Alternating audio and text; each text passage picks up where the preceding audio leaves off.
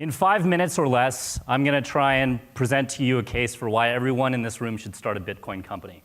But before you do that, why don't we start with what the hell is Bitcoin? Bitcoin was invented 7 years ago by an individual named Satoshi Nakamoto, and people actually don't know who this individual's identity is. People think that it's actually a group of very brilliant libertarian cryptographers somewhere. But what Bitcoin essentially did was it removed the need for a financial intermediary to transact value. So I could send you $100 instantly, securely, with zero fees using the Bitcoin protocol and network. Now, despite its amazing potential, a lot of people have come out and said that actually this has no value and no long-term sort of need. Jamie Dimon, the CEO of JP Morgan, famously dismissed it as a fad, and a number of others have claimed its death at least 40 times, as early as January of this year. And the reason they say that is because they think of Bitcoin as a digital currency. When you look at the price of Bitcoin, in late 2013, the price of Bitcoin actually increased by tenfold in only a span of a month. It made a ton of people rich, but since then, over the last couple of years, the price of Bitcoin has declined by over 80%, which is why people say it's a bubble, it's irrelevant, it has no long-term use. But over that same period of time, when you look at usage adoption in terms of the number of transactions on the Bitcoin network, that same story is not true, actually.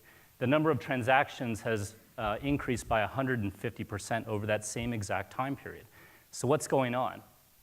Early stage venture investments in 2012 into Bitcoin and blockchain-related companies was a mere $2 million. I mean, that's probably, you can probably pull it out of your wallet or something right now, but it's probably true. Let's be honest. But that has increased to 350 million last year, and this year, by the end, it's expected to reach $1 billion. It is one of the fastest and hottest growing areas of not only fintech, but also technology in general. And the reason for that is because people are starting to realize that it's actually capable of solving real problems, not only for people, but for economies. Let me give you an example. A Filipino houseworker that lives in the Philippines moves to Hong Kong to provide for their family. They remit money, $50 US a week or something like that, and they use companies like Western Union and MoneyGram. And for each of those transactions, they're incurring anywhere from 10 to 40% fees. That is crazy, and that is killing, their livelihoods. So what companies have done, startups have done, have come in to use the Bitcoin protocol network to provide the exact same service for up to 1/10 of the cost. These two companies are actually started or founded or led by Haas MBAs, and this is something that we should all be as a community very proud about. But this is real value to the customer, real value to people in the world. And so what started out as a P2P network between individuals is now starting to be explored by people across the entire ecosystem.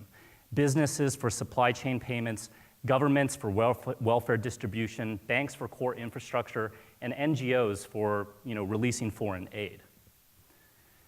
And what has happened more recently in the past couple months is that big players have started to step in.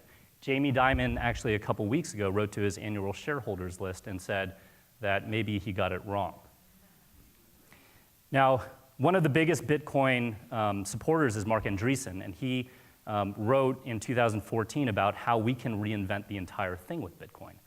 And that thing that he is referring to is the entire financial system. Companies across the board are starting to build out the core infrastructure to design a new financial system that hasn't fundamentally changed in the last 200 more years. And so one of the interesting things that's come out of this, it's actually opened and expanded people's minds. Is it possible to code into Bitcoin, the blockchain, the Bitcoin network, things other than just currency? And that's what companies across the board have started to explore, outside of even financial services, one of which is the Internet of Things. Because when you think about the Internet of Things, it's a machine transacting with another machine, which therefore needs a payment, which therefore needs a payment protocol that these machines can actually use.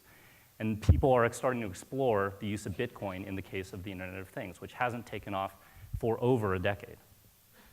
And so what I want to leave you with is this, an analogy actually. If you were to ask people, what is the internet in the early 1990s, people would actually really struggle to tell you what it is. Some people would say, it's a French technology that's going to go away. Some people might say, it's actually a means for sending, receiving, and storing information. Some people might say that it's a platform for communication, and yet some others, maybe back then, would say that it's a protocol for building applications, new services, new businesses that people can't even imagine yet. And so my question is, what is Bitcoin? Is it the digital coin that people think about in the news? Or is it something much bigger? Is it a protocol on which new things can be built? Is it the HTTP of financial services? Thank you very much.